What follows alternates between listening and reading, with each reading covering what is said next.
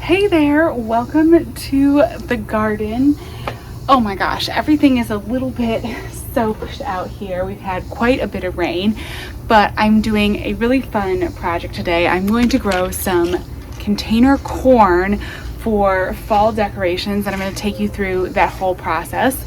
I also think that one of my first tomatoes is ripening out there on the vine, so I'm going to go check and see how those tomatoes on the arch trellis are doing, and then we will plant some of this beautiful corn, Bartian Jewels, a really pretty like burgundy toned corn. So because this corn is really for decorative purposes, I thought that since it's kind of a fun color, it will be even more interesting and pretty. I love growing corn in containers, and it's kind of like, you know, it's not really a typical container plant, but I've done it for the last couple years and I really love it. I will say you don't necessarily get like full-size corn stalks for eating, you know, like a full, I don't know, I guess like a full corn that you could harvest, but for like a fall container, it's perfect. And this is, let me see, 80 to 90 days to maturity. So we're right here in the middle of July. So August, September, October, mid-October, it should be maturing, which is perfect for, you know, Halloween and fall decor. So hopefully it'll work out. So let's get the tomatoes and then I'll tell you a little bit more about this corn. Okay, let's see. I saw it. There they are. I'm gonna harvest this now. I'll ripen it on the counter.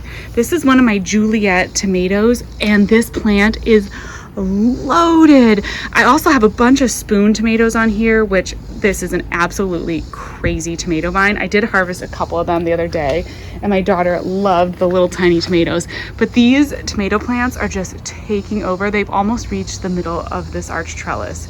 I'm so thrilled with this. This is perfect. And as you can see, the Juliet tomato is like a really nice snacking size, saladette size tomato. And they're just like a beautiful, firm, delicious tomato. I really, really like them. And just really vigorous vines. That the spoon tomatoes and the Juliets are just going wild on here.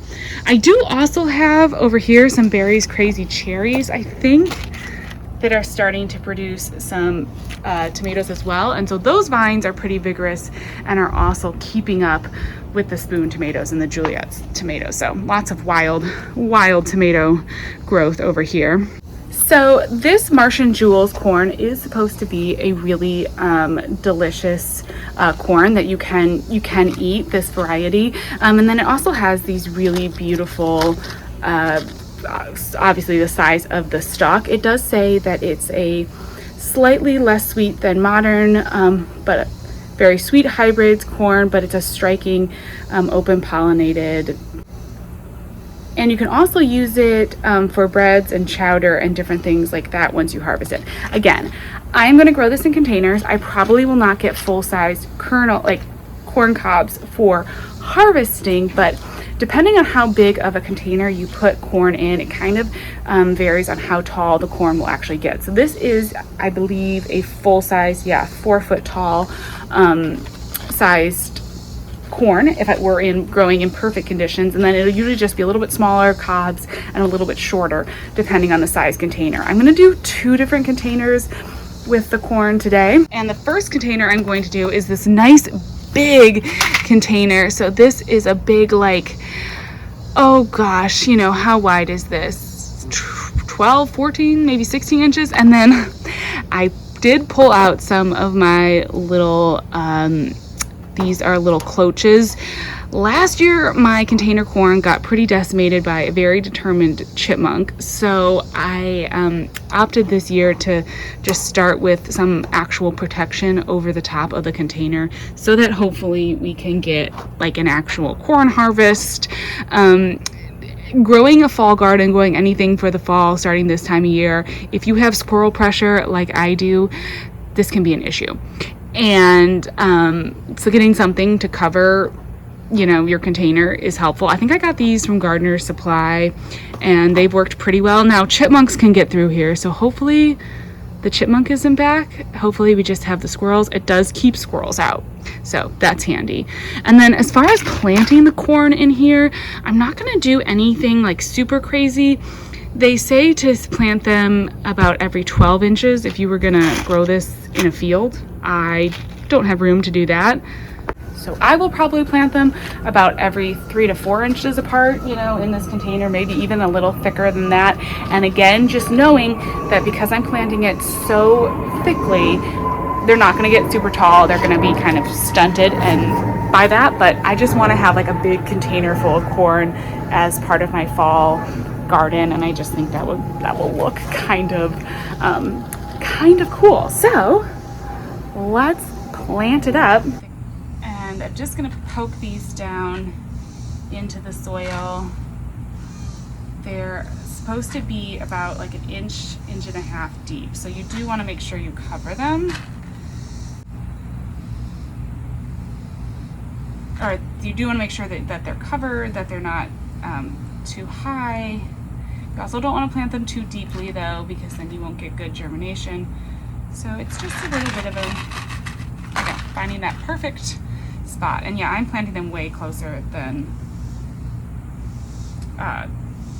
3 or 4 inches. It's like every inch or two, but it's gonna be very full. I'm also assuming that, you know, there may be some pests this time of year, so hopefully we'll plant enough that there won't be an issue.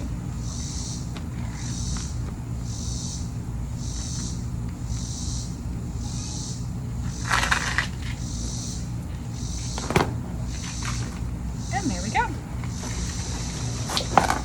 All right, and then this is the other one. I just popped in a few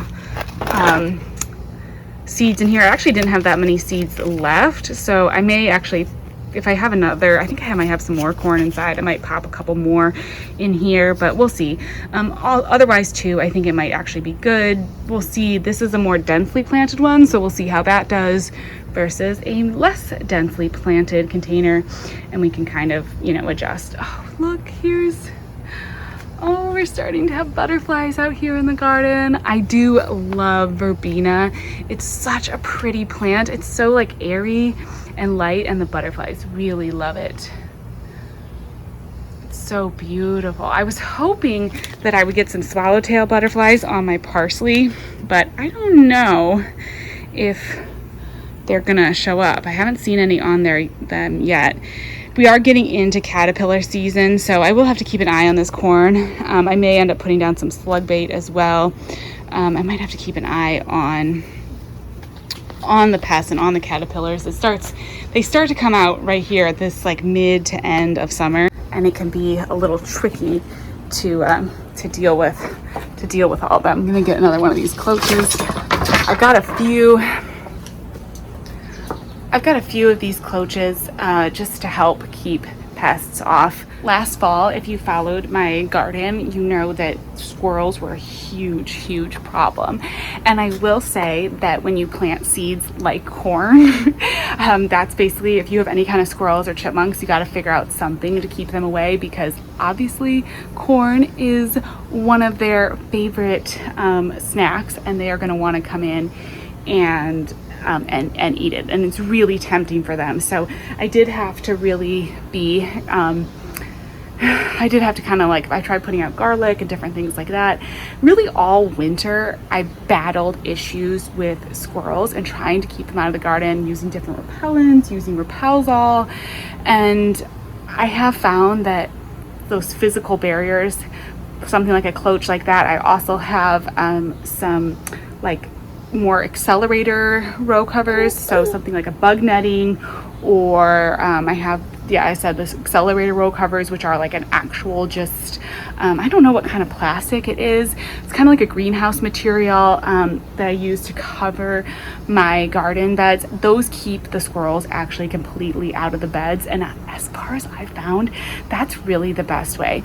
Maybe if you were a little bit better than I am about actually putting, you know, down your pest repellents on a very consistent basis, maybe you could keep them off with that. But I've just really found that an actual barrier is probably the easiest thing. Now, corn likes full sun, so we will see. I may have to find some different spaces. Right now I put this pot right here, like right in the front, but I may have to bump out that there's the butterfly or blueberry bush, not butterfly bush, the blueberry bush and the angelonia right there. I may bring those out in front and let this kind of sit toward the back. And that will be probably a very good spot for that container. And I just use regular potting soil in here, and nothing special as far as that goes for in the container. Of course, always with containers, you do want to use potting soil because it has better drainage than, say, like garden soil out of the ground. But this should be perfect. I'll just pop it in here. And then I think this other container, which is slightly smaller, we will put right over here. I've actually got a nice little space of kind of full sun back behind all of these pots, which you don't really see this view super often because I'm always looking at the garden from the other side. But over here I actually have this lettuce, which is about to go to seed, and I'm going to try to collect the seeds from this lettuce plant. I think it's a perfect place for the corn to kind of get some good sun and grow up.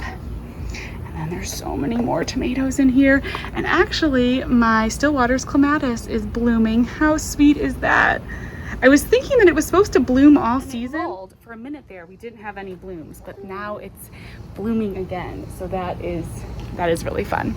So anyways, I will keep you posted on the growth of the corn, let you know how that goes and how my pest repellents work. Hopefully the chipmunk is gone. I haven't seen it in a while, and so hopefully we're just dealing with the squirrels, and that will keep those coaches will keep the squirrels out.